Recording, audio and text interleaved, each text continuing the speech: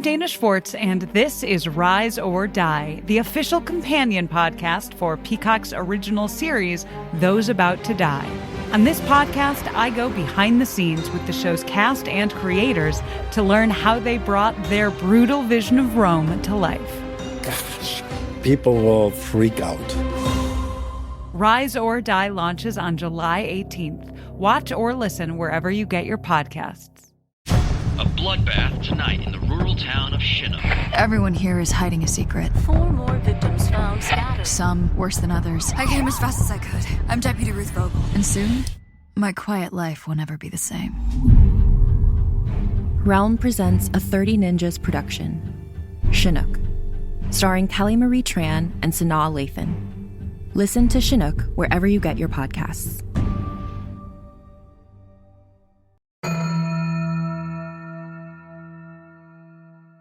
Welcome back to Angel on Top, a podcast where we watch and discuss every episode of Angel, one by one, spoiler-free, and in tandem with no one. Everything has changed. We're all alone. I'm your co-host, LaToya Ferguson, a.k.a. the comatose chase of the buffering verse, a.k.a. one half of the Gunn Squad. Objection! Badgering the witness! And I'll allow it. Wink. A.k.a. the Gilbert to Morgan Sullivan, a.k.a. Daddy, even if no one can remember that. A.k.a. Captain Forehead, a.k.a. even more annoying new nicknames to come. And I'm your co-host, Morgan Lutich, a.k.a. the Winifred Burkle of the Buffering Verse, a.k.a. the other half of the Gunn Squad. Counsel, I'd like to see you in my chambers, if you know what I mean. a.k.a. the Sullivan to LaToya's Gilbert, a.k.a.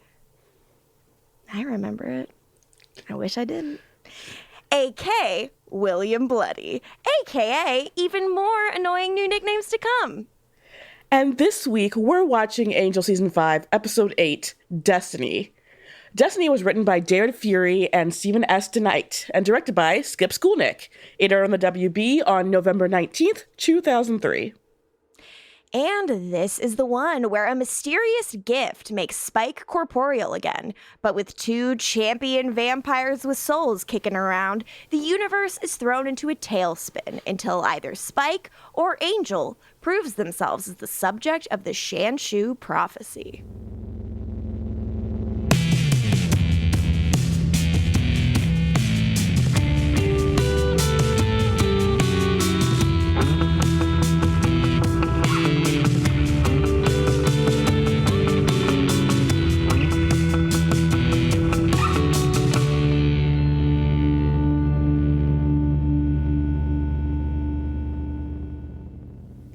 More like Spike proves he really is A.K. William Bloody. He's A.K. William Bloodying all over this goddamn thing. I love it. I'm like, that's A.K. William Bloody. No, that's him. When Angelus is like, you should get a new name, I'm like, A.K. William Bloody. William Bloody. Oh, God, what an app. The A.K. William Bloody of episodes. Absolutely, except, well, I do love it as much as I love A.K. William Bloody, because this episode absolutely fucks. I've said a lot of things about this season, but I'm going to say a lot of good things about this episode, except for the parts with Eve in it. Oh, yeah, absolutely. Don't worry, we're not going to be complimenting Eve. In fact, I would say the fuck out of that. She's a hindrance to the good stuff. She is. She's a hindrance to a great reveal at the end. Yep. We open in the Royal London Hotel in England, 1880. Okay. First of all, I can't imagine the Royal London Hotel being anywhere else, but go off, Chiron. Spike freshly turned, and Drew. He is William. He is her sweet Willie. Yeah, he's her sweet, sweet Willie, which zoinks. So Willie and Drew come in. They enter a series of gorgeously appointed rooms, drunk on bloodlust and each other. She remarks on how starved he's been and, how we have to feed him. And it's all been like Spike's life hasn't begun until now, and that's very much like the vibe of this. They're apparently in some ambassador's home. Angelus killed the ambassadors so they could use this place. And Willie asks, who the bloody hell's Angelus? So William clearly, his vibe until he sees him fucking is like, Angelus is like Drusilla's dad, right? That does seem like the vibe, but to me, what is so important about this moment is that Angel then appears in the doorway in shadow, like in silhouette. Yes. And I wrote in my notes, it's cool that he used to do this as Angelus too. Angel's always saying he's not so different from Angelus, and I'm like, I don't know, you're pretty different. But you know, this is the same. This is the same for sure. You got me there, Angel. Who is he? He's this shadowy figure. That's what he is. He's a dang ass creep. So we explain that Darla's not going to be around for these flashbacks because the master called her over. Do you know what Julie Benz was doing at the time? That no, but this is how you explain. This is how you explain her not being in the episode. That's for sure. Let's see. Was she doing an episode of American Coupling? She could have been doing George of the Jungle too. Perhaps. Ooh, okay. All right, you know what? Worth it. Remember, she's Ursula in that. Ooh. So Angelus kind of, looks at Spike and kind of tries to, take his measure. And he says, oh, another rooster in the hen house, because he's so sick of just hanging out with women. The first of many times I write in my notes, gay. That's the first. Well, I was doing some chronology basically because this is 1880, correct? Yes. Yeah. So it is 1767 is when he and Darla are hanging out with James and Elizabeth, and obviously that couple's relationship didn't work out. Yeah. 1786, Angelus was like by himself, and he had turned Jeremy Renner Penn, and they were having that fun right there. Yeah. And then it looks like he just bailed on Penn to get back with like Darla or something. Sick. Like 1786 is the Penn stuff. Then 1789 is when the Beast attempts to enlist Angelus, and that doesn't go well. Great. So it looks like he just went like back to Darla, and then 1860, like 20 years before this, is when they turn Drusilla. Oh, okay. Close to a very good year. Yeah, and then 1898 is Romania. So dang. Okay, good to know the chronology here. So Angelus, he grabs Spike by the wrist and he like yanks his hand into a beam of sunlight, scorching his skin. And Spike is like, what the fuck? And Angel explains that even though he loves the ladies. It's just lately, I've been wondering what it'd be like to share the slaughter of innocents with another man.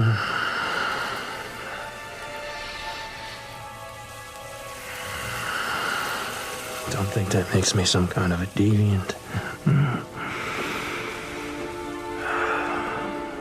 Do you?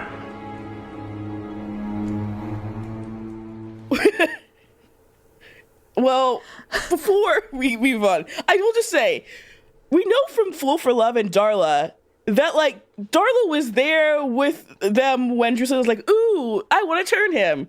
Mm-hmm. So in the time between Drusilla turning him and now, Angelus clearly pissed Darla off. Yep. And then there was like the master had an opening for her to return. She's like, I'm going back to dad. And he's like, what? He's like, I think he also like holds his face as though like she like clawed at him or something. Like they got into a huge fight this night.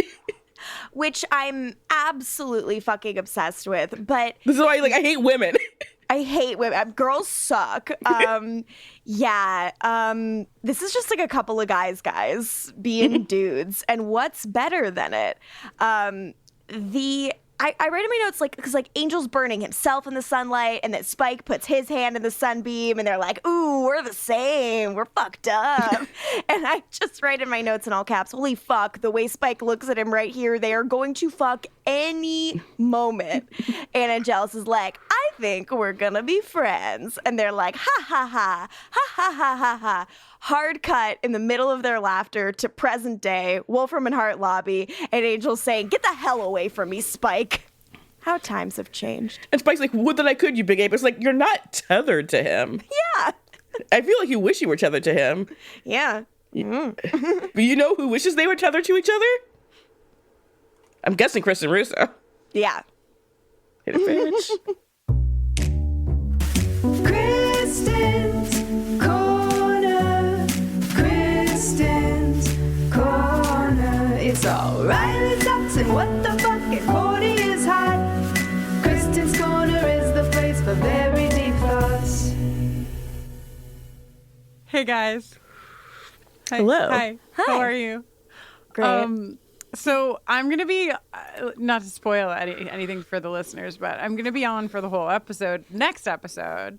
Yay! And I have to say, and I told you this before we got on, that when I was watching this episode, I was like, oh shit, I picked the wrong one. Because, I mean, I don't have a lot of memories from this season of Angel, so it is really like I'm watching it for the first time. And I mean, clearly Spike and Angel are gay for each other. I mean, we've known that for seasons upon seasons. I never understood that it got this sexy on screen. I was screaming watching this scene. Like, I'm sorry. I've just been wondering what it would be like to share the slaughter of innocents with another man. He is legit being like, I just would really like to fuck a dude, actually. Like, yeah. And because again, I give you the timeline. He's made other men and he was slaughtering with them, and yet nobody is as good as Spike. And like, you know, you guys are going to talk about all of the points that go in here. But first of all, sorry, but in my mind, if I'm burning myself in the sun and you're burning yourself in the sun, we're having sex. That's the math. Yeah. They are actually having. Also, when you're both having sex with the same woman but angrily, like, you know what I mean? Like, oh no, she's mine. It's like, it's how we felt about Riley and Angel, you know? Maybe you guys just want to bang it out. Maybe that'll be a little easier for you two. So I just feel like everything in this episode confirms what we already knew, which is that these two love to have the sex together. It's so clear. It's the subtext is gone. It really is text here.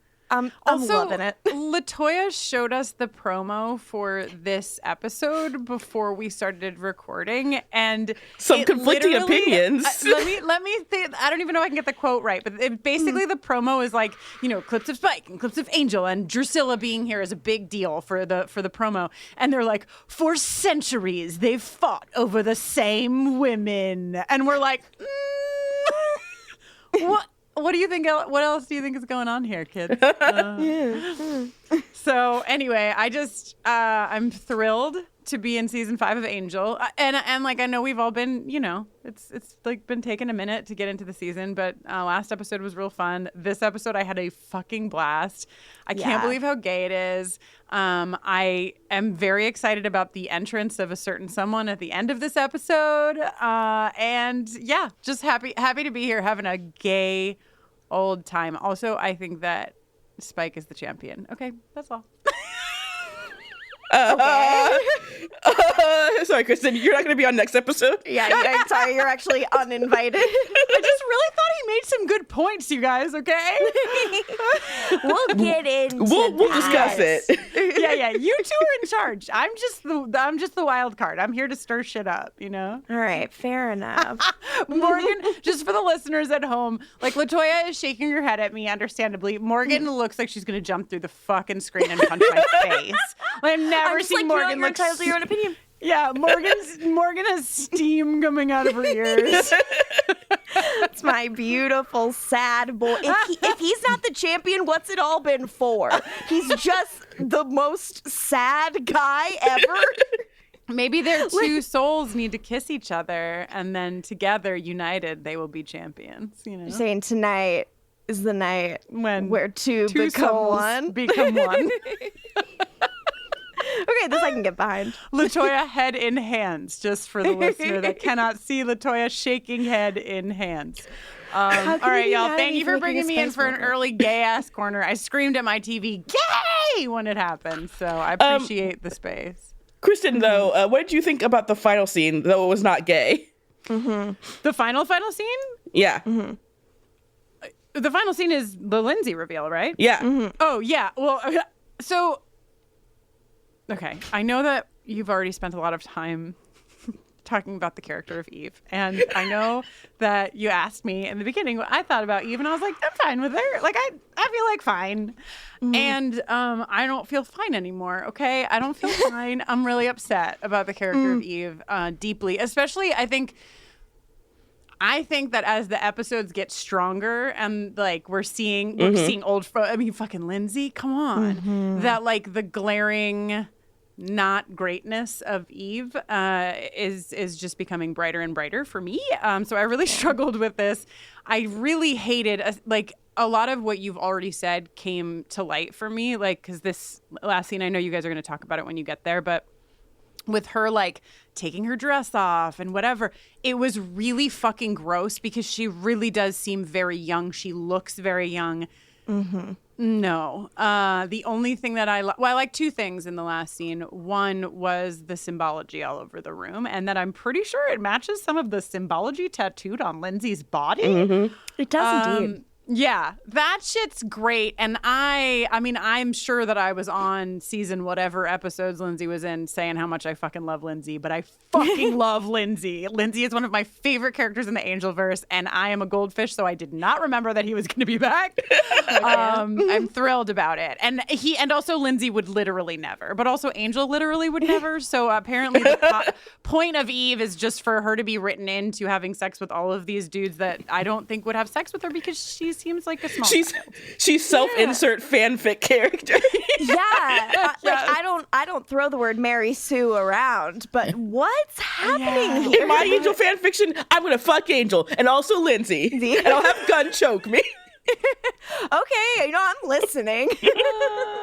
Oh my God, sorry. I know I'm really taking over too much of the episode, but when Gunn literally almost fucking kills Eve, I was like, yes. Oh yeah, when I was hooting and hollering. What are you doing? No, let him do it. Let him work. Hold up. Let him cook. Horrifying.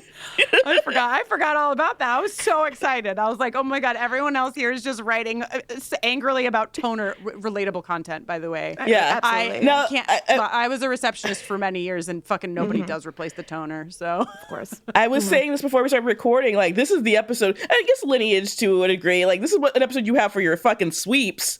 Yeah, we were starting off rough for like this patch. Yeah, this is some tasty shit. Oh my God, it was delicious all the way through, minus one particular character.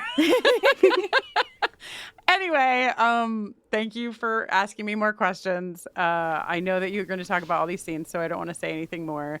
I did look up a copy of the script just in case you didn't say that line about the sharing of the slaughter of innocents, but you did. So the two queer hosts of Angel on Top are just as queer as we thought they were. Please, I'm a heterosexual woman. Kristen's just often doing queer tests just to make sure. I'll probably shout about something before the end of the episode, but if not, then see you next time for the full episode titled Harm's Way. Yeah, baby. Bye. Kristin's Corner. Kristin's Corner. So in present day, we're in Wolfram and Hart. Angel and Spike are squabbling as per usual. We get a great shot of Spike like phasing right through a column, as he walks, because in case you forgot, he's incorporeal. He is demanding an office because he has to sleep here. And when he sleeps here, like, where is he sleeping? He's sleeping in a place that either feels like it's someone else's or is like a common area. Like, I do agree. He should have his own room. Does he have to sleep though? I don't know, I guess, but I feel like he says he does. He does, but does he have to as a ghost? I don't know. I don't know what the rules are of his weird ghost thing. It's been confusing. He wants just to take Wes's office because Wes is on a leave of absence because he thought he killed his bloody father / Alexis and Allison were getting married. So cute. I know I looked it up and I was like, Spike is, of course, showing zero sympathy to Wes after killing his dad. But you know what? This episode confirms that, like, Spike loves Gunn. Yes. So important. Repeatedly, he calls him Charlie Boy in this episode. Spike and he wants to hang out with him. The squad. Yeah. Bang, bang. Gunn is the one he invites to go drinking with. Incredible. Show me more of them hanging out together now. Actually, keep that, write that in your Shanshu prophecies, because it might come up later in the episode in a certain tangent I have planned. Ooh. But also, Spike loves bringing up how his mom wanted to fuck him. Like, he can't get enough of that. He loves bringing that up. He loves bringing up fucking robots. Like, no one's asking Spike. He's a horny little monster. He screams after Angel as Angel slams the door behind him to his office. Try staking your mother when she's coming onto you. Which, of course, Harmony hears and says, that actually, like, explains a lot of your things. Spike and Harmony have this little scene. Spike, I love that Spike defends his mother right away. He goes, it was a long time ago and she wasn't herself. Still a mama's boy forever. I see you, William. Harmony is like, hey, you've got mail. It's packaged. It's kind of heavy. Since he can't touch stuff, she opens it for him. Important to note, she's like, it's heavy. And then when they open it, there's nothing in there. Yeah, like, just this, like, bright white flash. Yeah. But, like, guys, it was, like, really heavy. They really don't... Angel's the one who puts it together, like, they're connected, but, like, no one's thinking.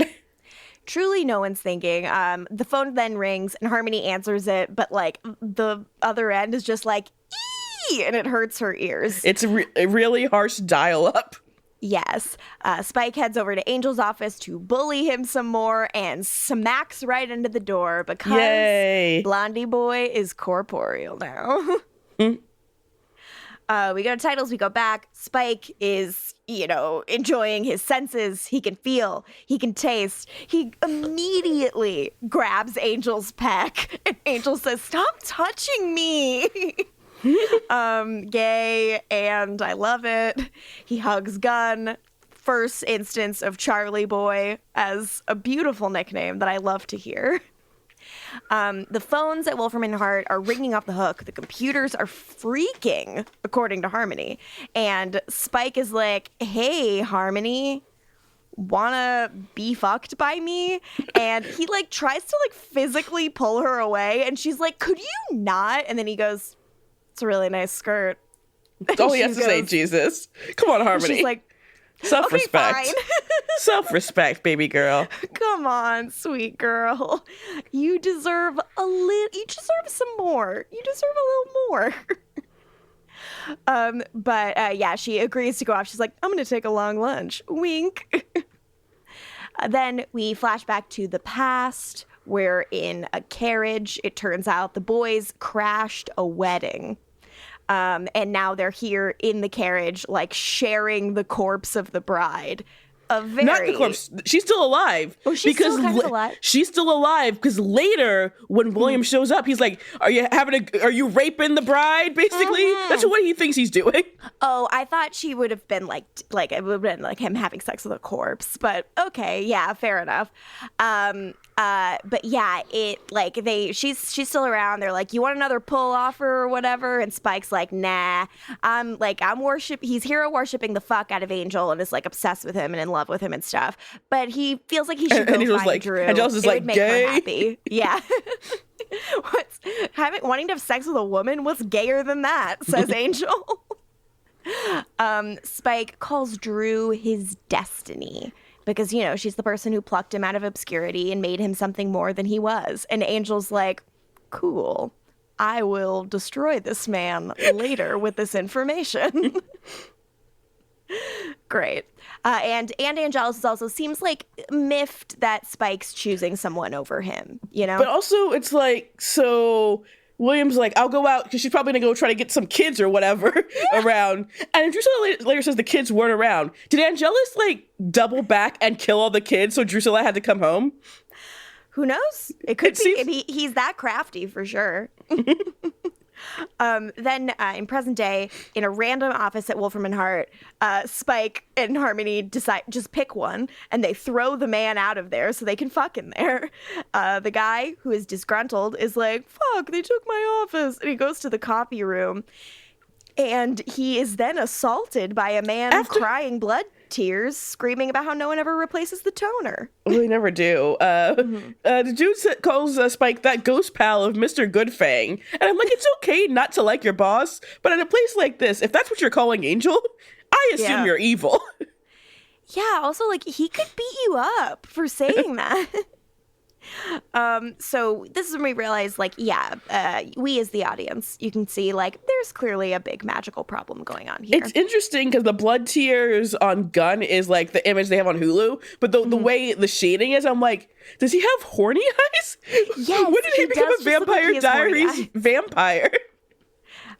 Yes, please. When they do the next one, come on, let's get him. So then in the lobby, Angel is leading like an IT guy or something in, and is like, the phones and the computers are all bad. And then we have this and it's not just Angel being an old man. It's true. He's right. We have this little Angel, Gunn, and Fred scene when they all meet up. Fred's like, all the instruments in the lab are going haywire, which is indicative that like something fucked up is happening.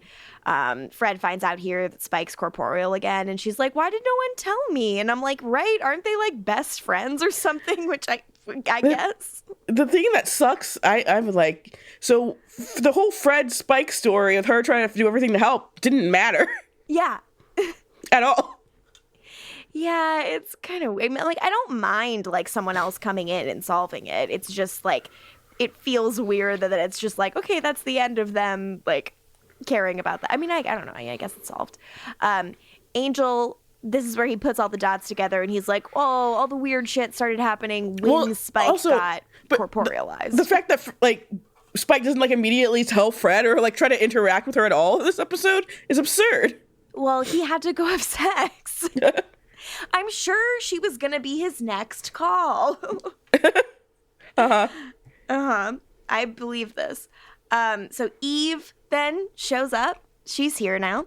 And she's here to say that the entire universe is being thrown into catastrophic turmoil, kids. Because now she's like ending all her sentences with kids, which I don't find charming. It's awful. It's awful. Stop saying it. I really just started writing in all caps. Stop saying kids. Stop saying boys. Stop everything. It's like a 12-year-old calling me kid. Stop.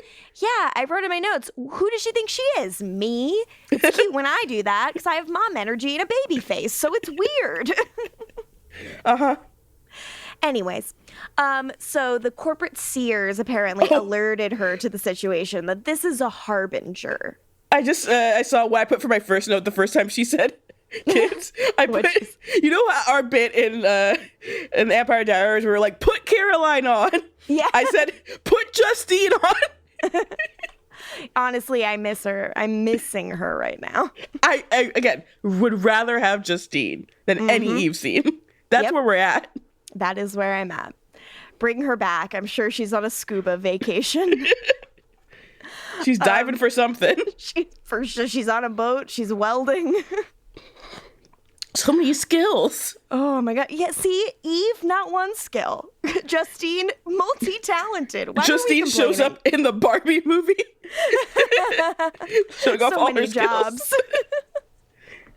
Phenomenal. So she reminds us that this is a Shanshu prophecy related snafu going on. We get another reminder that the prophecy is about a champion who is a vampire with a soul. Fred knows nothing about it. I'm sorry. Yeah. I thought he said Angel. No. It never said his name. No, it's never been him. We get the reminder, you know, it's a vampire with a soul who has a role in the coming apocalypse, and it is unclear if that role will be good or bad. We've, like, drilled this into our brain. They want you to know this. Come on. Fred, please listen. The prophecy, could indicate Angel or Spike. Back in the Buffy era, when Spike got a soul, this was not a problem because he was not a champion yet. But him blowing up Sunnydale and saving everyone changed everything. Which, okay. Yeah, which, fair enough. Tracks for me. Like, that tracks. It's what... I'm sorry. When Cirque is going on about like the new translation, like one call to Wesley, I'm sorry, would have told you this is bullshit. Because I got very confused. I thought that they were like locked in, and that's why they couldn't call Wesley, or like they didn't have contact with, like, when they didn't have contact with the senior partners, I assumed they didn't have contact with anyone. That makes sense, but also like they still shouldn't have bothered. There was like a new translation. Yeah, I was very. This was our a new translation with a very specific address. Yeah. So Fred is like, Eve, you sneaky girl, you knew this would happen if we made Spike corporeal again. And Eve's like, I would never. Who, me? Kids. Little old Eve? Never, kids. And she's like, but anyways, Fred, how'd you do it? And Fred's like, I did not. Like, it was the mail. Just like it was with the amulet, which means it could be the senior partners or any number of suspicious people. And they're looking very accusatorily at Eve, who again is like, who, me? What? I'm not 3 kids in a trench coat. Then 3 kids is, she says kids 3 times in the scene. So that is a sign. She is 3 kids in a trench coat. That's the hint. Eagle-eared listeners will know. You can see her trench coat opening it up, and you see a head pop out. You see a little broom come out of her sleeve.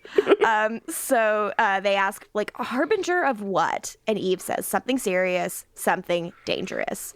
Meanwhile, over at the sex that's happening between Harmony and Spike. And I'm like, oh yeah, the Parents Television Council hated this episode. That's a thing. Oh, for real. They are having sex, and Harmony starts crying blood and freaking out and gives Spike a chomp. We go to commercial, we come back. Harmony is yelling at Spike like, I'm not his. It's not okay to use me. You just want your Slayer whore. Which I'm like, oof. He's being an asshole, though. He told her not to talk and not spoil the moment. Like, he makes it hard to like him sometimes. Now. This is why. This is why. That's why it's hard.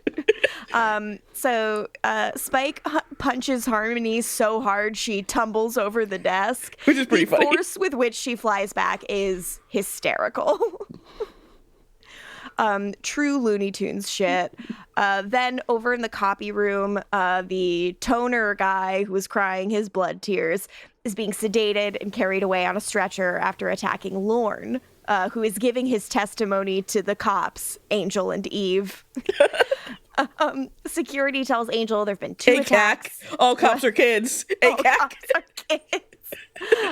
Security tells Angel there have been 2 attacks and 1 fatality, and Angel's like, that's it, we're sealing off the building. And Lauren's like, cool, I'm gonna barricade myself in my office. And Angel's like, you can just tell Fred, to tell us when she has something. And I'm like, doesn't she know to do that already? We then have this Angel and Eve walk and talk. Eve's like, this is just the beginning. The fabric of reality is being ripped apart because of the existence of both you and Spike. Spike, pops out of what I have described in my notes as his fuck office. His office? His office, if you will. And he's like, Harmony, like, freaked the fuck out, and I had to punch your porch lights out. To which Angel's like, yeah, you're a real hero, dude. Eve says this town is not big enough for the both of them. And Spike's like, cool, I'll go back to Europe. And I write in my notes, where Buffy has been recently seen? So weird. What a coincidence. But also, it's what I was saying. As soon as he becomes a corporeal, he's going to try to bail, which...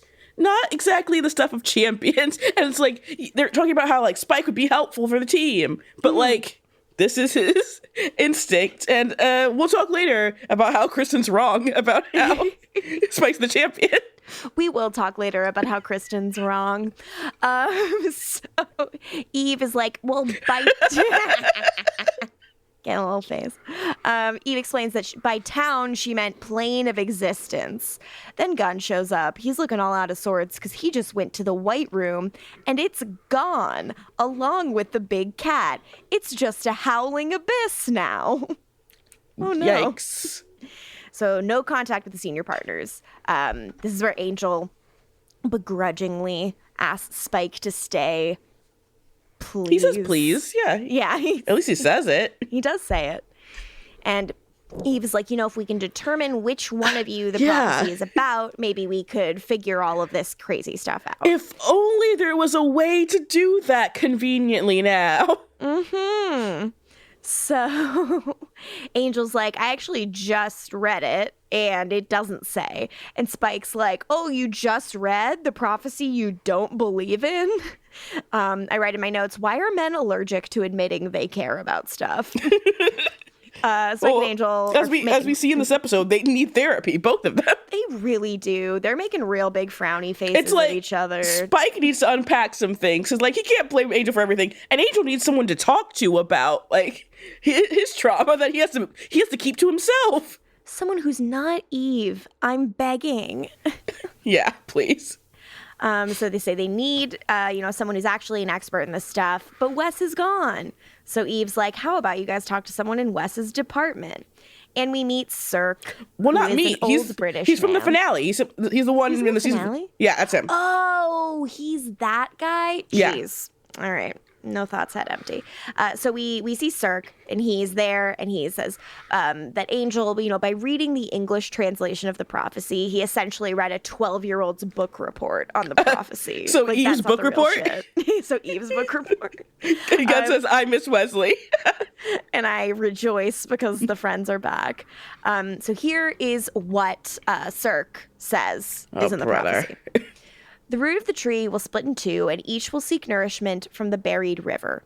Storm unleashed, the balance will falter until the vampire with a soul drinks from the cup of perpetual torment. He will have the weight of worlds upon him, binding his limbs, grinding his bones to meal, until he saves creation. Or destroys it. It's more specific than the Shanshu's ever been. Come on, people. Yeah. Now, here is where I'll argue that Kristin's wrong, because Spike's immediate first line is, what's in it for me? Wait, no, he says, what does it say about me, right? I don't want to misinterpret Spike's. There's reasons.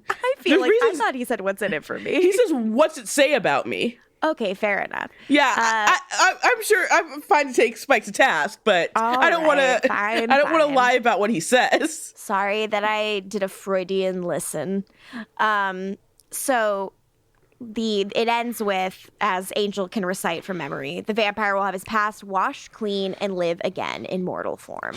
So that part was in the prophecy. Yeah. And Gunn's like, so Angel drinking from the cup will fix everything? And Spike's like, why are you so sure it has to be Angel? Cirque says the universe will realign if this predestined drinking from this cup happens. And he looks through the text to see if he can figure out where the cup is. It's in Nevada, Death Valley to be more specific. From the stuff that he's saying, Angel's able to deduce that it's about an opera house that sunk into the ground in Death Valley, which is cool. And Angel's like, cool, I'll go there and see if it's real. And then, oh no, Spike already left a long time ago while everybody was hearing exposition. And yeah, that was the thing I didn't remember about this episode, was is Cirque in on this? I remembered everything else. Mm-hmm. Right. Yeah. And yes, he is. He's very unscrupulous. We already knew he was, because he was an ex-watcher who decided to work for Evil Inc. And now this, no loyalty whatsoever. Why would you listen to this man? I keep being like, why would you do it? Why do? So then we're on the road. We are in a shiny red sports car, which I later learn is a Viper. Spike is, banging his head to Too Drunk to Fuck by the Dead Kennedys. And he is having a great time. Angel calls him, and Spike picks up the cell phone that he has. And he's like, what the fuck? Why are you doing this? And this is where Spike yells, 'cause I'm the one, you get? And this is where I'm like, the one, Spike doesn't question things like the amulet or the latest box at all. Come on. This is all clearly a design. Now, I hear you. I respect you. I agree with you. But I have something far more important to discuss. Okay. He calls himself the One. I do, yep. Has Spike seen The Matrix? So here's what I have. I did a little research. So The Matrix obviously came out in 1999, and I think it's safe to say that everyone but Angel has seen it. I struggle to imagine Angel going to the movies, but maybe he would go to this one. It was like very high profile. People were talking about it. Spike saw it 500%. Xander would not shut up about it and kept trying to explain it to him. And he was like, I'm just going to see it. I don't want to hear about this movie anymore. And he saw it, and I bet it was great. Now, here's the thing. Oh my we get God. further into this issue. The Matrix Kristin, Reloaded help. then comes out on May 16th of 2003, and the Buffy finale airs 4 days later. So I'm going to say there's zero chance that Spike saw Reloaded before he died. Angel premieres, Ghost Spike arrives on October 1st of 2003. Then, later, on October 26th, Matrix Revolutions hits theaters. So, here is what I posit. Gunn went to Blockbuster and got Matrix Reloaded for Spike, and they watched it together so that he could go see Revolutions with Gunn. And Spike was like, I love this. This is great. And Gunn was like, I don't know. The movie kind of sucks because, like, critically, people did not like Reloaded. They're wrong, but they didn't like it. And Gunn, I bet they watched it, and Spike was like, who says this isn't good? Who says? And Gunn, like, was fully converted, and then they had a great time. And that's how I feel that this all went. I hope you guys enjoyed that. They're staring at me, guys. I enjoyed it. LaToya I didn't. not. I have more too. Do you think Faith watched it and liked Trinity or felt threatened by Trinity? Oh no, there's room for enough leather-clad ladies. No, I think here's the thing is actually this is a way better answer because my question was which one of them cried when Trinity died, when Team Angel went to go see Matrix Revolutions together. It was Faith. Faith burst into tears when Trinity died. There we go. Absolutely. 1000%. And I'm wondering if Angel cried when Neo sacrificed himself to bring about peace. And I wonder what he thought of the two programs that had a baby together. He also had an unlikely baby with someone who it shouldn't have been possible to have. Yeah. Stop talking about the Matrix Revolutions. I don't know. What the fuck? Morgan, it sounds like you might need to do a special pod just on this. Yeah, you could do that by yourself. Okay, the final thing is, does Spike feel like the Merovingian is based on a specific French weirdo that he once knew? And has he tried to reach out to this dang-ass freak French weirdo several times to ensure that he saw these films? I bet. I'm so sorry. We'll probably cut all of it and put it at the end. But God, I hope we keep it at the end because I love The Matrix. As the co-producer, I would like to keep it in the episode proper. But, LaToya, you have the final say. Great, Morgan. I'm going to leave now and Google Trinity Faith fanfic. Bye. Thank you. So then Spike pretends that you're breaking up and hangs up. Spike, Angel, I know the feeling because everyone just stared at me when I said that whole thing about the Matrix, so I get it. This is the same thing. The same thing. But it's just we're all wondering these things. Are we? Anyways, in Gunn's office, presumably where they watched the Matrix Reloaded, Gunn orders that security shoot Harmony up with elephant tranks. Because the normal tranks wouldn't work, so. Yeah. So Eve comes in and is like, it's always time for a scene, right? Gunn has all these little toy robots in his office and a samurai movie poster, and I couldn't figure out what poster it was, and I did want to know. I was even I try not to pay attention to Eve, so when the robot button happened like that, I'm like, wait, what? Yeah, I was so confused. Why does he have robot toys in his office? I don't know who this show is telling me Gunn is anymore, to be honest. But except for Spike's best friend. But I'll ignore it now because this episode banged. Gunn is like, hey, Eve, what the fuck is your deal? And he's getting kind of aggro, and I think I as a viewer am supposed to be like, oh no, is he being affected by the magic? But instead, I love it. And there's this really and when good he gag. is affected by the magic, it's great. And it's so great. At least I will say in this episode, it makes more sense than Spike confronting Eve in Lineage. Definitely. absolutely. You know, I will give it that. It did make more sense than that, which I was very confused about. Then in Nevada. Wait, also, sorry. That Spike brings it up, and then he doesn't think about it at all in this episode. Nope. No thoughts about it. When she's like pushing this agenda. Yeah, he's like, no, I have no reason to be suspicious about this. This is about me getting everything I want. Yeah, and then they talk about her being from Santa Cruz. I never said I was from Santa Cruz. Who cares? Yeah, boo, hiss. I'm on board. Then over at the Opera House, Angel shows up. Spike's already there. Angel wants to talk, but Spike says he has a prophecy to fulfill. Hi, I'm Dana Schwartz, and this is Rise or Die, the official companion podcast for Peacock's original series, Those About to Die. On this podcast, I go behind the scenes with the show's cast and creators to learn how they brought their brutal vision of Rome to life. I talked to acclaimed director and executive producer Roland Emmerich. When I saw the first race, I was like giddy. Actor Ewan Ryan. For an actor, that's a dream. Although you do get a lot of sand in your sandals. And so many more. You helped summon those ghosts back onto that stage. Every day when I went to set, I was giggling about what I saw. I think it's going to be a breathtaking thing. People will freak out. Rise or Die launches on July 18th. Watch or listen wherever you get your podcasts. Do you know what lies within nothing? No. Do you know where it ends? Do you want to know? Yes. Counterbalance, a high fantasy audio drama. Season 2, coming 15th of October 2023. Learn more on trilunas.com.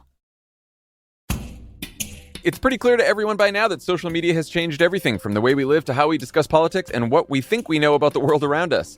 Which begs the question, who's in charge here? Hi, I'm Jon Favreau, former Obama speechwriter turned chronically online host of Offline with Jon Favreau. Join me every week just outside your social media-fueled echo chamber for a smarter, lighter conversation about the real-time changes and real-world effects of social media and the internet on all of our lives. Check out Offline with Jon Favreau every Sunday wherever you get your podcasts. We flash back to the 1880s, to the ambassador's house, and Spike comes home. He sees that Angel's fucking someone. He thinks it's the bride. It's not. It's Drusilla. Yikes. Angel, is making fun of him and because Drew's like, oh, hey, Spike, you're here. Doesn't, presumably, no. Presumably while Angelus is still inside her, they have this conversation and she's like, oh, hey, what's up? Oh, you don't want to say that, but you'll just go on for fucking ever about the Matrix. Yeah, 100%. Stand by those things. And revolutions. Who likes revolutions? Me! I mean, I like it the least of the three, but, it's no resurrections, which absolutely hits. But so Drusilla's like, oh, you're here. And Angel, makes fun of Spike, being like, he thinks you're his destiny. And he's laughing. And Drew's laughing not at Spike, but just because someone else is laughing, clearly, which she is says, very funny. That's so sweet. Yeah, she's like, oh my God, that's so cute. This is where I was what you love to hear. Yeah. This is where I was like, from that first scene, it seems like William thought Angelus was more like Drew's dad. Yeah, you're right. And now he's like, why are you fucking your dad? After the whole thing with his mom, Oh, gosh, it's been a rough week for Spike. He's looking very angry. We cut back to the opera house. Angel gets to the room with the shiny gold chalice. Guys, there's a spotlight on the cup. Come on. See, I wrote there's a spotlight on it and everything, so it's legit. Spike and Angel are approaching the chalice together, and they're like, what are we going to do? And Spike does one of those classic no-look side punches at Angel, which is very funny. He sucker punches him, like a champion. Yeah, much like a champion would do. We then go back to the opera house. Angelus is like, I don't want to fight, but you're, yelling and provoking me. Spike says, let's see how much soul you really got in there. And Angel's like, Spike, we don't have time for this, And then I'm like, this is the reason why Spike is never going to be the guy, and not just because his name isn't Angel on the show Angel. It's like... Mm-hmm. He's not nice, but then Angel has this moment where he accidentally touches a cross and his skin hisses, and Spike reminds him, like, you play all high and mighty, but you are a fucking monster. And Angel says, like, you're different. And Spike goes on about how he loves hugging crosses. He loves that shit. Yeah, he's like, I love hugging crosses. Do you see that shit? I love doing that. Can we rest now, Buffy? Remember? So Spike is like, I actually am different, and you fucking know it. He says, You had a soul forced on you as a curse. Make you suffer for all the horrible things you've done. But me, I fought for my soul. Went through the demon trials. Almost did me in 12 times over, but I kept fighting because I knew it was the right thing to do. It's my destiny. Really? Heard it was just to get into a girl's pants. How about we unpack this? Well, let's see. From my notes, because I did take notes throughout the dialogue. So he says, I fought for my soul, to which I put, with intentionally deceptive dialogue. He says, I went through the demon trials, drove his motorcycle to Africa. But I kept fighting to get a woman who kept saying no. Yep. And like, regarding what Angel says, I'm like, I guess he would have heard it from Buffy. Yeah. Like, that's how Buffy sees it. Yeah, that kind of seems like that's Buffy's perspective on it. But I think ultimately is like, I don't give a shit about Angel versus Spike for Buffy's love. Buffy doesn't give a shit about Angel versus Spike for Buffy's love. No, she's going to make her own decision, and it's not going to be because one of them successfully arm wrestled the other one, Yeah.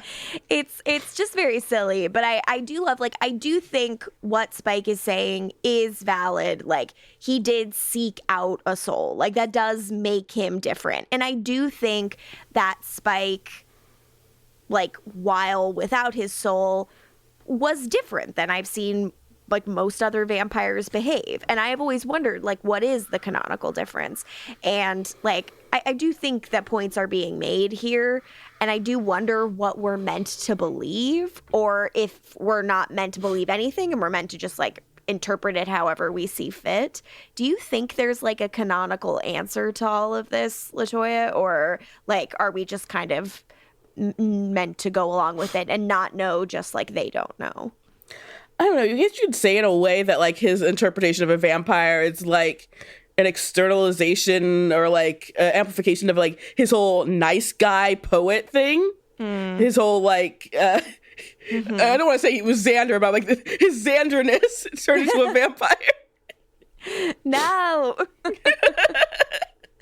Okay, so it amplified pieces of him that were romantic and sweet as well. But it's also the toxicity of that too. So yeah, so both of those things happened. Okay, yeah, I think that's fair. And I bring it up a little bit more later in my notes because there's a talk of Angel says there's no belong or deserving anymore, basically, and I'm like, Spike is all about belonging or deserving, though. Yeah.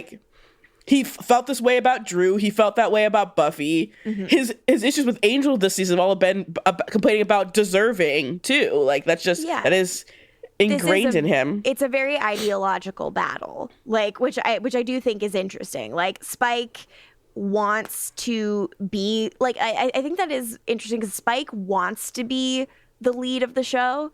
He wants to be Angel on Angel, the TV show, and he fashions himself the protagonist of this hero's journey he's constantly going for, and everything's destined or something is his, natural meant reward, whereas Angel's constantly rejecting the meaning. in all of these things and being like, I don't know, like, fuck me and fuck everything. Like, I'm just doing stuff because I have to do something. And I do think that is an interesting thing to keep in mind as we scoot forward with the two of them. It's like, I read in my notes, like, Angel's goal is basically saving the world, and Spike's, like, he wants to be champion just because of, like, his inner demons, not because he wants to, you know, save the world. Yeah, I don't think he's against the saving of the world, but I do think that, like, it's not altruism, you know? Like, again, I hate to bring up Tall House. But, you know, there's a line where Topher talks about altruism, and it's like, is doing something good, you know, the classic debate, is doing something good selfless if it makes you feel good to do it. And he's like, I make them feel good for doing the good thing. Like, it's not selfless. And something, definitely a moral question that Whedon and co are interested in that I do think is an interesting question as well. So there you go. I said something nice about Joss Whedon. So they're going to cut that out and they're going to be like, look, you know, no, they're going to show, look at Morgan. Pro Joss Whedon over here. Yeah. What is it? 2010? So then at the Wolfram and Hart lab, violence is increasing by 32.4%. And they can't find a pattern to the way the violence is spreading. Speaking of which, Gunn's crying blood. He says, Fred, why are you talking to her? We don't trust this bitch. Yay! Yes! I write in my notes, King, I love you. I know this is the real you. Please come out. Come back to me. I miss you so goddamn much. He's like, she'll kill us all. And I'm like, every comparison to Billy is not as good as Billy, but I'll take it. Absolutely. Yeah, there's another Billy like moment a little later. Yeah. And like Gunn chokes Eve out and Fred fucking stops him and rescues her. He chokes Eve and says, what's really in there? And I'm like, Gunn's the hero of this episode. He is the hero of the piece. He's the only person fighting the right person.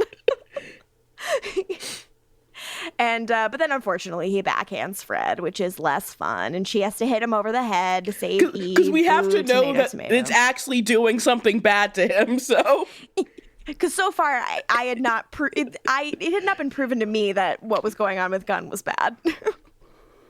Then at the Opera House fight, the boys are twirling the rebar that they're fighting with. Oh, this fight, by the way, is awesome. I mean, we haven't acknowledged it yet, but the fight itself is awesome. Rules, yeah, like it absolutely rips. Spike's like, you're not gonna win this time, which is like not the way you should see this. Mm-hmm. Spike delivers this big hit to Angel, and so he gets to do a speech now. And he's like, the prophecy says we don't know what side the champion, like Vampire of the Soul, will be on. But we know what side you're on, Angel. You're on Wolfram and Hart's side. Yeah, he essentially says Angel sold his soul, to which Angel says it's a little more complicated than that. Because we've talked about this before, but like Angel once again made like the ultimate sacrifice. And once again, no one in the world knows about it but him. Like, he did what he did to save Connor, to save, like, a life that he is responsible for creating. Like, I mean, is like, everything he's doing what I want him to be doing? No. But I'm not going to say he's not like a piece of shit who is like, I can't wait to sell out and get my hands on some be like sacks with dollar signs on them. Imagine him trying to explain that to Spike and Spike be like, wow, you're making up a child just to try to win? That's really low, Angel. So Angel, you know, he then kind of like gets back up on his feet and he is pissed at this and he says, you always were a little simple, Willie. And I'm like, that's where you can see it. That little sliver of Angelus that like peeks out of him every once in a while. Then I write in my notes, flashback to Angel cucking Spike. Don't touch her a little bit late for that, Willie. So fucking funny. Angelus is like, why'd you don't yell at me for all that stuff. Stop doing this. And Spike's like, but you fucking knew. You knew she was mine. And Drew essentially says, stop being a little bitch and fuck me too. Drew, like Drew's like, is someone gonna fuck me? Like, can you guys stop talking to each other? So this is where Angela says to him, "You're new and a little dim. There's no belonging or deserving anymore. You can take what you want and have what you want, but nothing is yours. Not even Drew." And Spike always, like, even pre-Soul, like, refused to believe that nothing is his. Like, he believed Drusilla was his. He believed Buffy was his. Yeah, and Angel, sidles up on over to Drew and drapes himself over her, and she reaches her arms out to Angel. Girl is just asking for a threesome, and these men are selfishly just focusing on each other. It's really rude, honestly. I mean, Angelus would allow it. He said, "Come on." Yeah. And Willie's the one being a little bitch, and he's also not becoming he is becoming A.K. William Bloody in this moment. Boo hiss. He says, if you want her, like Angela says, come take her.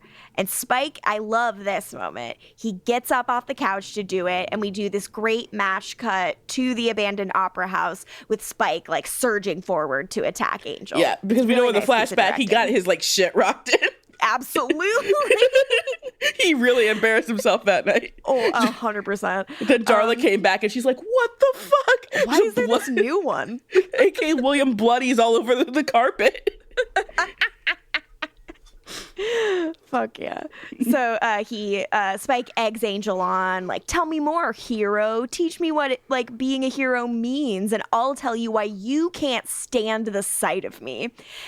Angel says, "Tell it to your therapist," I mean, which he I should. read in my notes. Fucking cringe. Like, sorry, dude. That's like the stuff that Daddy Price was saying last week.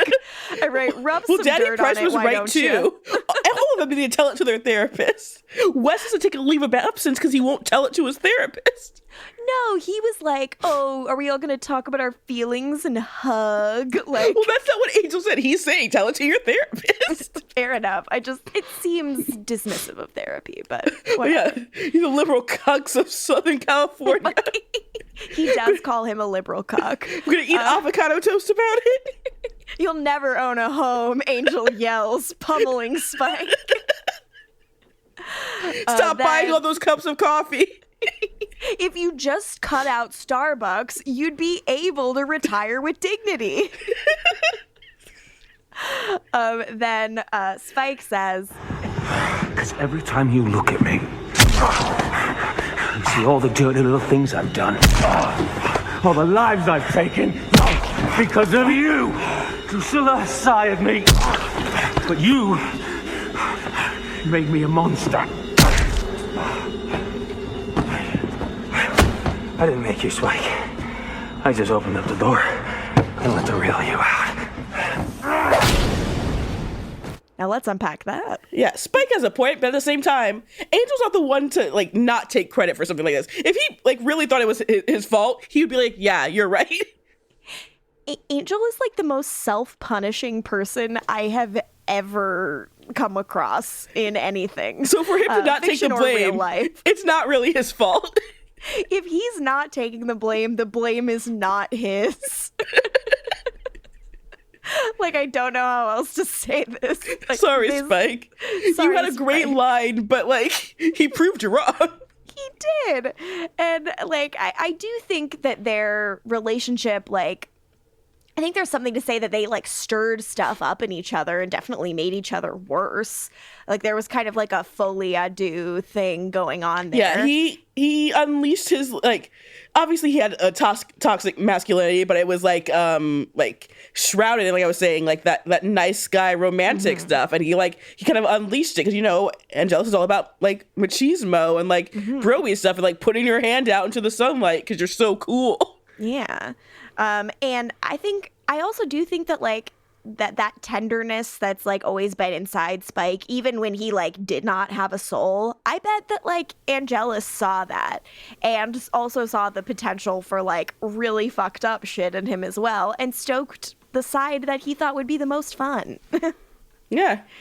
But he's still not taking the blame, which means, Spike, you gotta account for your own A.K. William Bloody sins. This is classic Serena van der Woodsen, no accountability type behavior.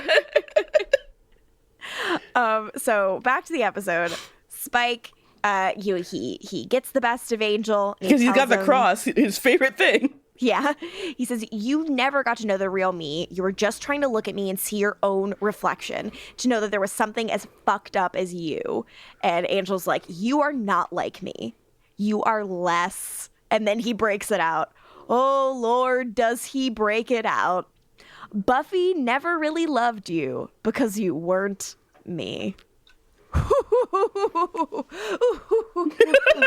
I write in my notes in all caps, LOL, let's go.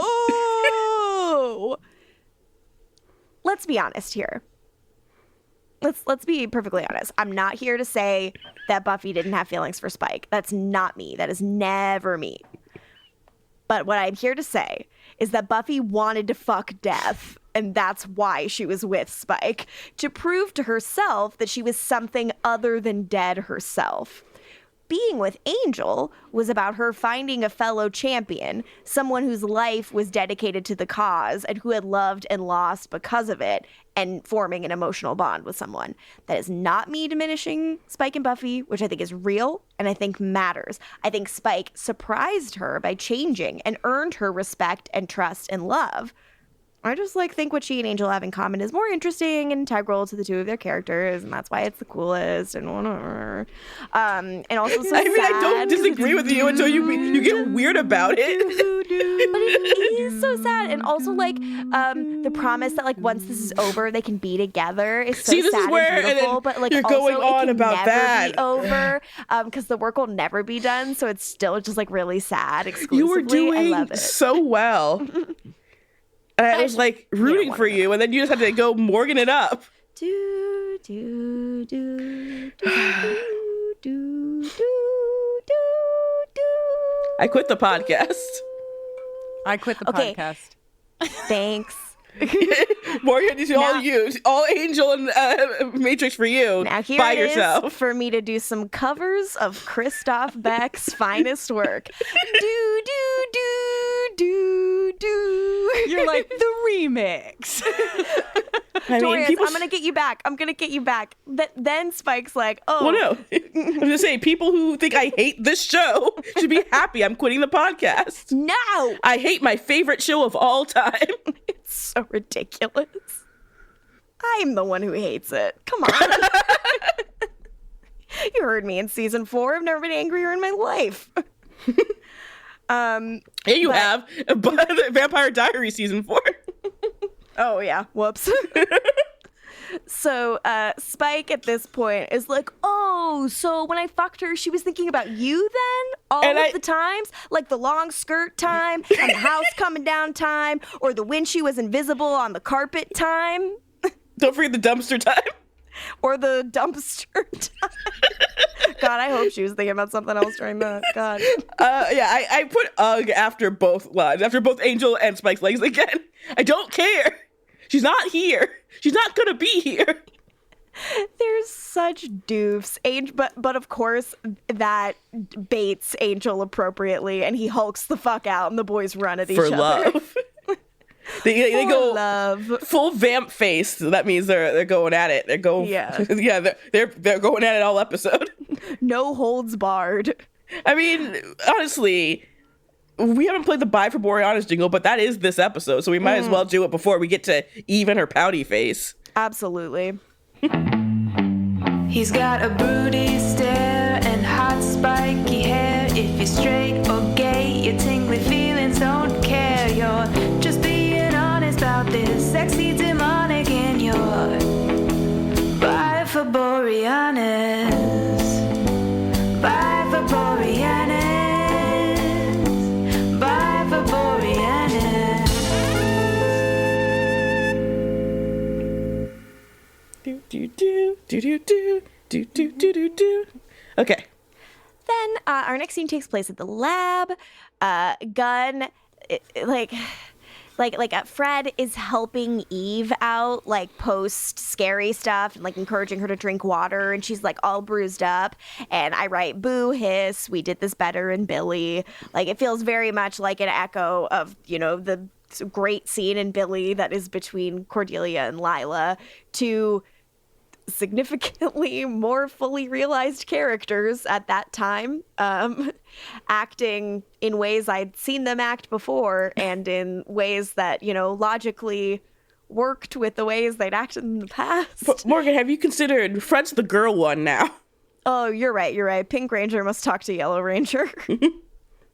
Eve is like, you don't have to pretend to care about me. I know what you think of me. Agreed. What you all think of me. And I was like, see, Fred, you don't have to. Fred tries to make her feel better. I feel like I'm going bananas. I write boo-hoo, bye. Yeah. And Eve leaves and she's like, I'm not the bad guy. And I literally don't care. I suppose Eve does actually believe that. I guess. Go away, please. She's awful. No thanks. Then back at the Opera House fight, which is rocking and rolling, Angel and Spike are giving each other little cuts now.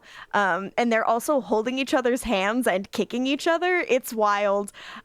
Spike gets a stake and he has the opportunity to thrust it right into Angel's heart. But instead, he shoulders him and pins him to the ground. And Spike's like, I should have killed you, but I don't want to hear her bitch about it. And I write in my notes, if you are talking about Buffy, way to speak about the woman you love.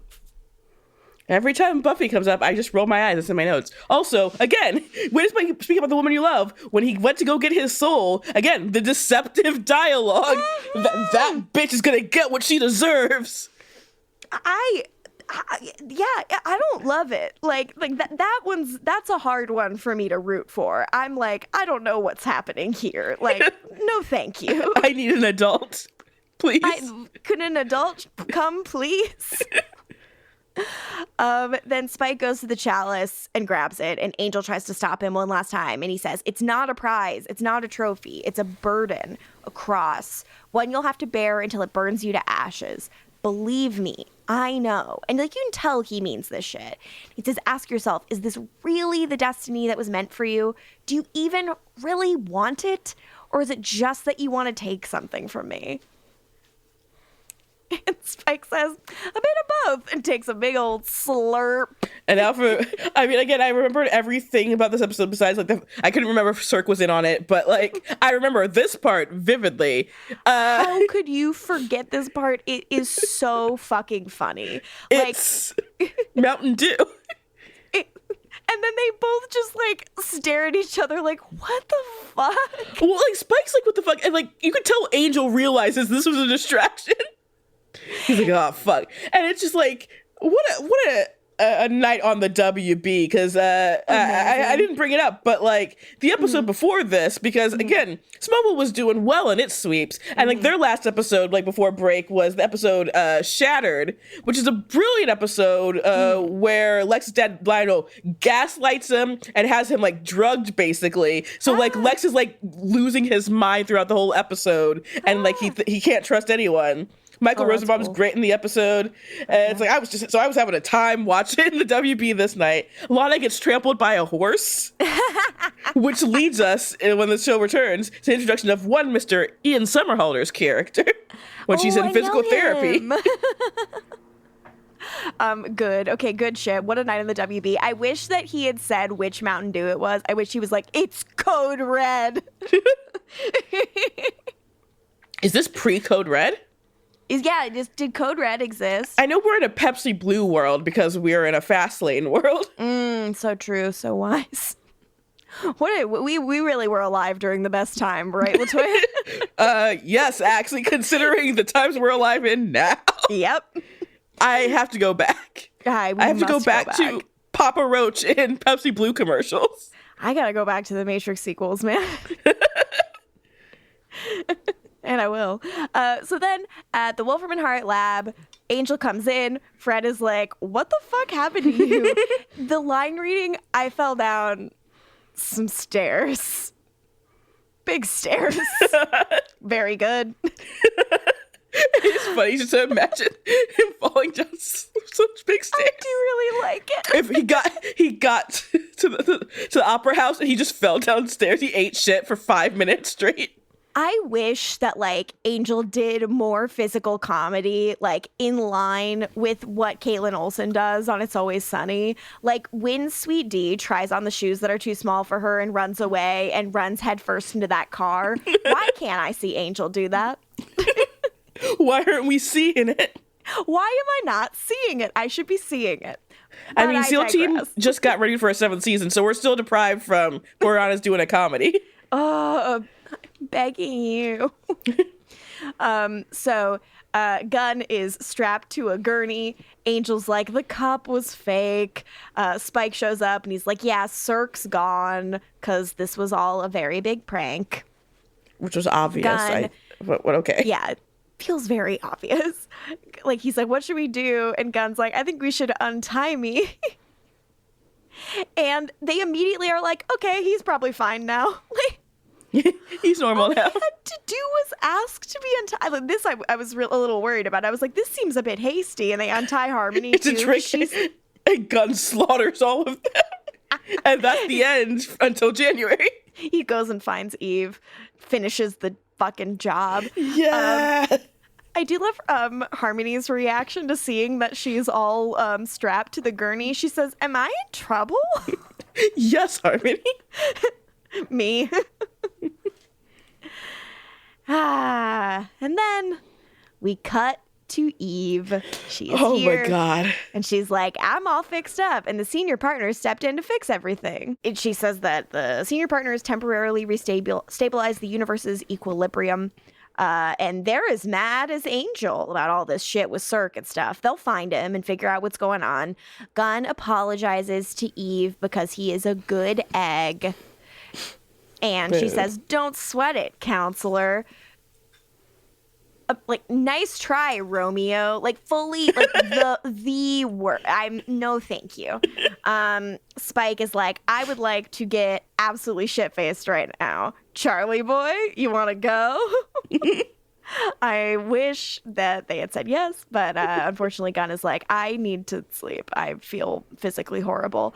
And Angel's like, you should go see, like, he says, you should go see Fred, to which Gunn replies, she'll just want to strap me down again. And I write, do tell. Oh, okay, Charlie boy. Oh. Gunn asks if Angel's okay, and Angel's like, I don't know. Spike beat me. And Gunn's like, to the fake cup? Who cares? And like, Angel's like, he won the fight for the first time. Doesn't matter if the cups are real or not. In the end, Spike was stronger and he wanted it more. And Gunn's like, it doesn't mean anything. But Angel knows better. Like, it does mean something. He says, what if it means I'm not the one? Like, I think, like, Baby Boy's in his flop era. Yeah. I want Kristin to defend herself, saying that Spike's the one. Yeah. Hey, Kristin, have we convinced you? Or are you crazy? No, I mean, here's the truth is I don't think that Spike is the one. I just don't think that Angel is the one. I'm sorry. The problem here is that I'm on a podcast called Angel on Top about the television show Angel, about the character Angel. So I have like a deep understanding for the fact that that is going to be an unpopular opinion. I have a lot of respect for a lot of the things that Angel has done. He's not my guy. He's not my champion. I know that he's doing good work. I think that he is in a lot of ways as self-centered and as self-absorbed as Spike. It just manifests in slightly different ways. Spike is hugely problematic. I don't actually think that Spike is the champion of the fucking world, but it is fun to poke that button here on this podcast. But I do think like the pieces of your conversation that are really interesting to me that like we all, I think, chew on inside of the like Buffyverse and Angelverse is just what does it mean that like Liam was a piece of shit before he was turned and became Angelus? And what does it mean that like William was like this very like soft and emotional mess before he was turned. And what does it mean that Angelus's soul was forced back into his body and he was forced to grapple with that shit versus what does it mean that Spike went and got his soul? Also agree, questionable. That writing in that season of Buffy makes all of us very angry. But do you ever think Spike's jealous that he wasn't evil enough to get his soul forced back into him? Yeah, sorry you weren't evil enough, bitch. Like, you didn't do enough cool shit that someone had to punish you cosmically. You did not eat nearly enough babies, Spike, okay? But yeah, I don't know. I mean, I love the fact that the cup is full of Mountain Dew, and I know that that's not going to necessarily be the way the whole season ends or what have you. But I personally... the series ends with a Mountain Dew bath. Yeah, I mean, I have literally no idea how the season ends, how the series ends. Like, no idea. It ends with the two of them enjoying a nice cold Code Red. But I don't know. I don't know that the idea of a singular champion is one that I can sign on the line for. You know what I mean? But no, I don't think it's Spike. But I'm not sure you're going to convince me it's Angel. Wow, I think maybe you should rewatch seasons 1 through 4 of Angel. I think Angel is great. And I really do. I don't think Angel is not a fucking good guy. I don't think Angel is not a ensouled vampire that has spent the better part of the last however many years, like literally actively trying to do good in the world. Just don't know. I don't know, you guys. I'm just not sold. You know who you're kind of sounding like? Oh, no. Uh-oh. Neo. He rejected the existence of the one as well, you know?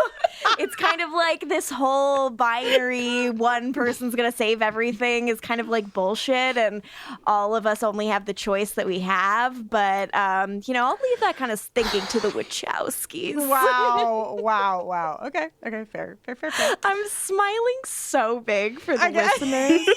Please know I'm so happy. But I would like to thank you for letting me say on the record that I don't actually think that Spike is a champion, because I spent like 50% of my time off mic being like, why did you do that, Kristin? You're going to get in so much trouble. Everyone's going to be so mad at you. So much appreciated, best pals. So off that, very sad moment of Angel kind of questioning what has been his whole destiny and purpose since the end of season 1. We see a bedroom with some symbols. Now for the monologuing that shouldn't be. Now Eve, she monologues while she shimmies out of her clothes seductively, and she does a full, again, Gossip Girl phone call monologue. They're buying it. I wish that I like the person who was in the bed, but I wish it had been Diana Payne. Diana Payne and Juliet Sharp. Yes. She's like, Team Angel totally fell for the cup thing, just like you said. And we did it all under the senior partners' noses. And then she crawls into bed with whomst? Television's Christian Kane. Yay! Yeah, Lindsay's here, and he's jacked and shirtless and covered in tats that match the symbols we see on the walls. And he's like, and that's the end of the episode. He's like, what? He's like, He says, well, here. It's a start, is what he says. I wish he'd done my thing. God, that'd be awful. Hey. But yeah, so Christian Kane gets the whole special guest star at the end in the credits. Love to see it. Apparently Sarah Thompson had a secret scene that wouldn't appear in the original script. It was this. And she knew there was going to be a big reveal, but she didn't know what it was going to be. To which David Moran says, maybe you're going to turn out to be a lizard.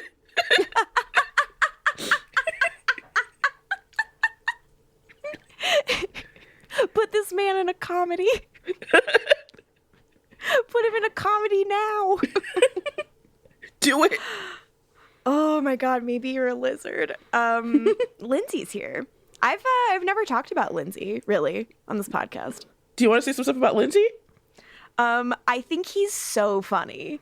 I think he is Charlie Brown. And I'm obsessed with him. Like, every episode before he leaves is him being like, either like, I'm like kind of cooling on evil and I don't really want to do it anymore. And then everyone who's evil is like, come be evil with us. You got to be evil with us. You're the best evil guy in the biz. And then when he is like, I actually think I want to be evil, everyone's like, you could never be evil. We hate you, Lindsay. I think it's so funny. Like, he just cannot find his moment. It's always going so bad for him. And like, even Angel is like, I fucking hate you. I just hate you. Like, he tries to be good and Angel like refuses to accept it in any way. He's like, gross. I hate this guy. I just think it's so funny. And Christian Kane's great. I loved when he played guitar for Lorne. And I'm excited to see him back. I know you're a real Lindsay girl. I am a real Lindsay girl. And I get my Christian Kane fix every week watching Leverage Redemption.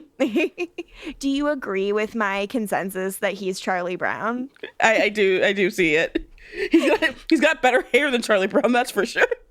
That is true. Oh, he's looking good. I was very happy to see him. I remember being very happy to see him the first time I watched this too. I was like, hell yeah, let's get someone back. You know?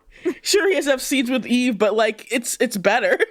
Yeah, I just like, okay, so like everything Eve's doing, just imagine that Lindsay told her to do it, and it gets a little better, I guess. Yeah, just don't think of the scene where she's undressing sexily as the camera follows her dress. Ugh. No, thank you. Come on, Skip School Nick. We didn't need that. Skip, no, thank you. I don't want that. But good job on the other stuff that I complimented you on. But I'm really excited. Like, Lindsay's gonna fuck him up. Like, that the idea that like his agenda has nothing to do with the senior partners and is like his own thing. One, can't wait to see what it is. Mm-hmm. Two, can't wait to see Lucy put the football out in front of him and for him to get to rev himself up and to run and try to kick it. You can see that he has his own agenda. I can see that he does. I have this feeling that she's gonna pull that football away and he's gonna end up sliding around on his back looking silly. And Angel is Lucy. Yes.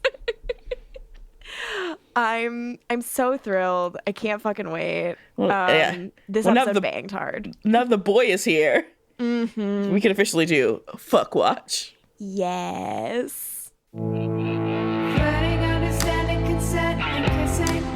Flirting, understanding, consent, and kissing. Fuck watch.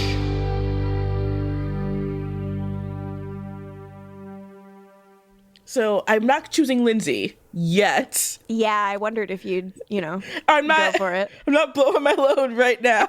Fair enough. Because the tattoos are ridiculous. That's the thing.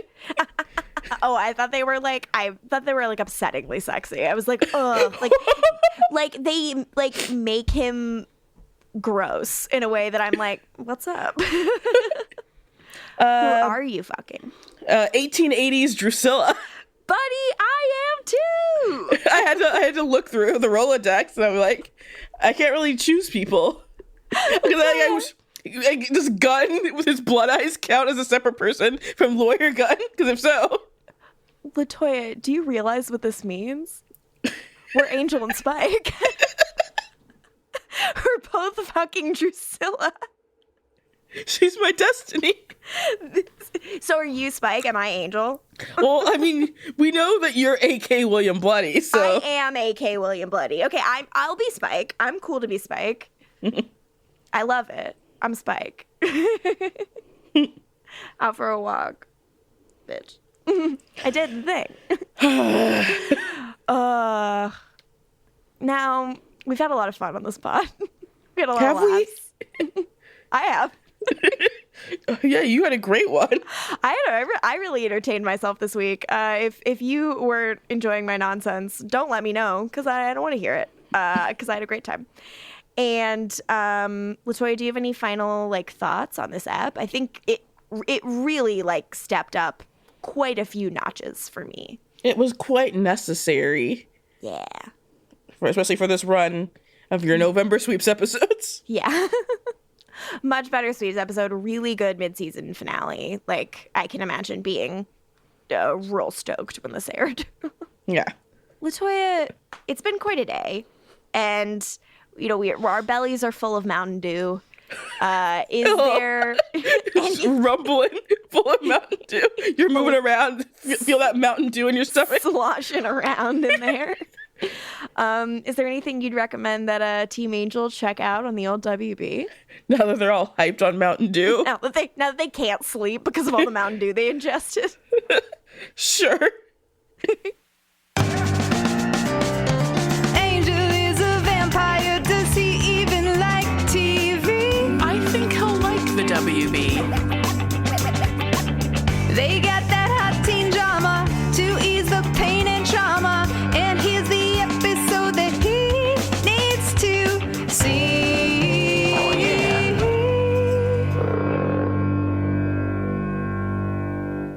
When all is said and done, this really is an episode about one thing, isn't it? Mm-hmm. Sibling rivalry. And not just any sibling rivalry. Blonde versus brunette sibling rivalry. Oh, I think I know where you're going. And what better episode to watch to see that, and blonde versus brunette rivalry in general, than in popular season 1, episode 19, hard on the outside, soft in the middle. Fuck yes. Really, the only thing this episode of Angel was missing was a B-52's rock lobster needle drop. Hell yes. In this episode, Sam, Carly Pope, gets a C on her natural selection paper, while Brooke, Leslie Bibb, gets an A. And it's only because Brooke's blonde. Mm-hmm. Not because she does a better job.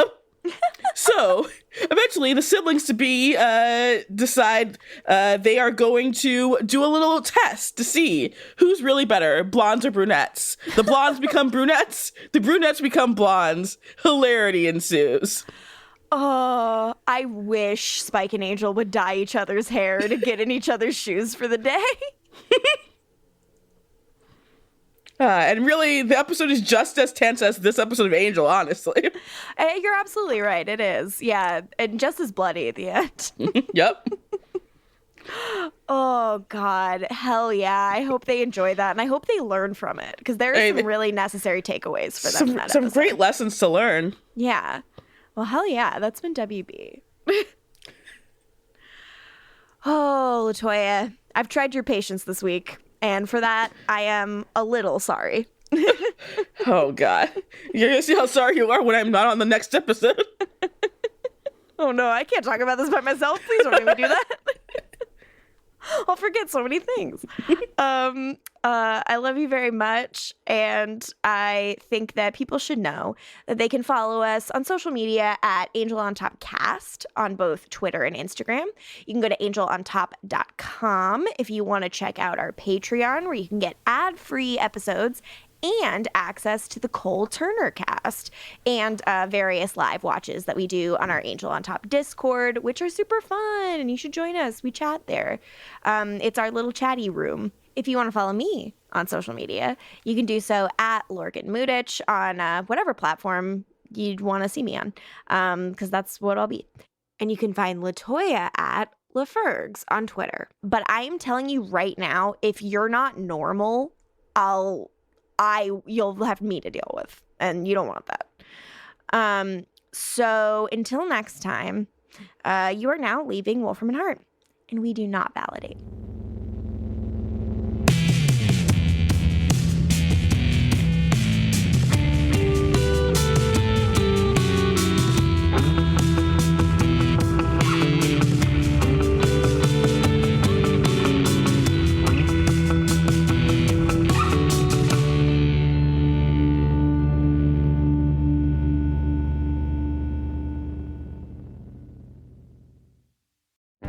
Welcome to the small town of Chinook, where faith runs deep and secrets run deeper. In this new thriller, religion and crime collide when a gruesome murder rocks the isolated Montana community.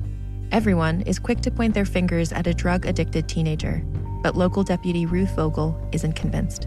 She suspects connections to a powerful religious group. Enter federal agent V.B. Lauro, who has been investigating a local church for possible criminal activity. The pair form an unlikely partnership to catch the killer, unearthing secrets that leave Ruth torn between her duty to the law, her religious convictions, and her very own family. But something more sinister than murder is afoot, and someone is watching Ruth. Chinook, starring Kelly Marie Tran and Sanaa Lathan. Listen to Chinook wherever you get your podcasts. Welcome to the small town of Chinook, where faith runs deep and secrets run deeper. In this new thriller, religion and crime collide when a gruesome murder rocks the isolated Montana community. Everyone is quick to point their fingers at a drug-addicted teenager, but local deputy Ruth Vogel isn't convinced. She suspects connections to a powerful religious group. Enter federal agent V.B. Laureau, who has been investigating a local church for possible criminal activity. The pair form an unlikely partnership to catch the killer, unearthing secrets that leave Ruth torn between her duty to the law, her religious convictions, and her very own family. But something more sinister than murder is afoot, and someone is watching Ruth. Chinook, starring Kelly Marie Tran and Sanaa Lathan. Listen to Chinook wherever you get your podcasts.